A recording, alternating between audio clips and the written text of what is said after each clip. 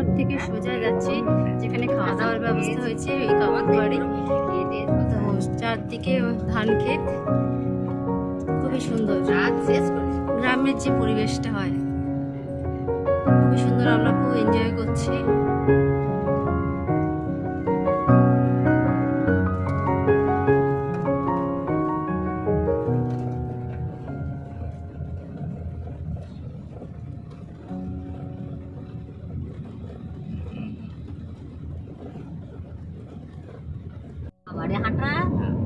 বদ্রীনাথে পুরোপুরি বাস চলে গেছে। বদ্রীনাথের সমতল ভূমি মতো পুরোপুরি বাস চলে গেছে।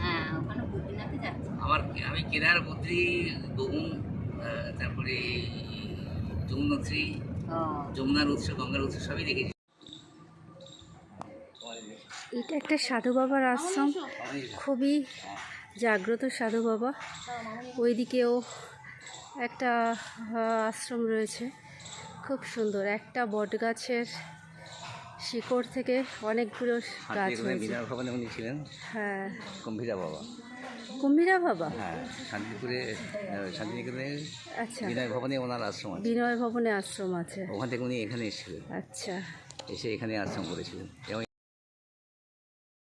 তো আমরা যে পুজোটা অ্যাকচুয়ালি দেখতে এসেছিলাম পুজো বাড়িতে, তো এই হচ্ছে সেই দুর্গা প্রতিমা, একদম ঘরের ঠাকুর। প্রতি বছর এনারা পুজো করেন, একদম ঘরোয়া পুজো। প্রতিমা খুব সুন্দর বানিয়েছেন।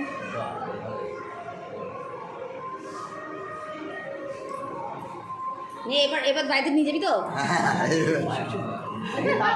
ভিতরে মন্দির আছে।